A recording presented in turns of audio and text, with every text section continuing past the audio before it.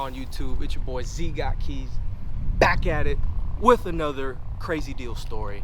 Right behind me is a house that we were dealing with 3 years ago, one of my first few deals, and we had a seller that we called off of a code violations list and a vacants list and an evictions list. So we found this seller off of a code violations list, which we pull every single month. They were also on a vacants list, and on top of that, they later came onto an evictions list.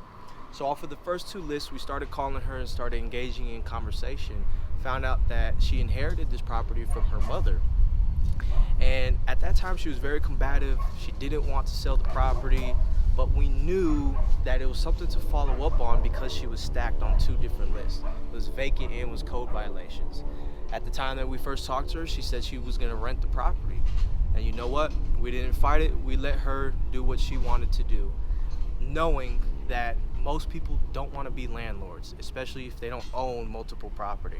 So we let that happen, and a year later, we saw that same property come up on an evictions list. And once you see that a property continues to fall on multiple lists as you're pulling them, then you know there's something up. So we called her back and we engaged in that conversation again.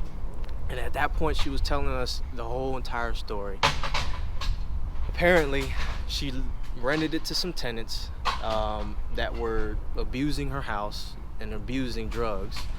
They were causing a real havoc to the community and the neighborhood, because this is a real quiet, it's a real nice neighborhood, and the neighbors were getting fed up with it. So she started receiving a bunch of calls from her neighbors explaining the chaos that's going on in this house. And not just that, she stopped receiving rent for obvious reasons. It's all going to drugs instead of rent. So at that point of time, she was marinated, right? She was ready to sell.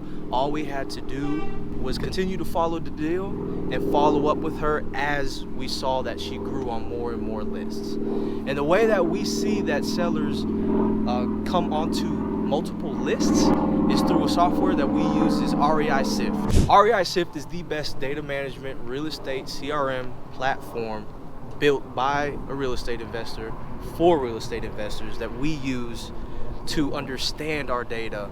And this is precisely how I was able to follow up with this seller and kind of just see the distress level stacking up as time went on. So as we followed up with her when she was ready, finally went out to the house and saw how much of a show it was.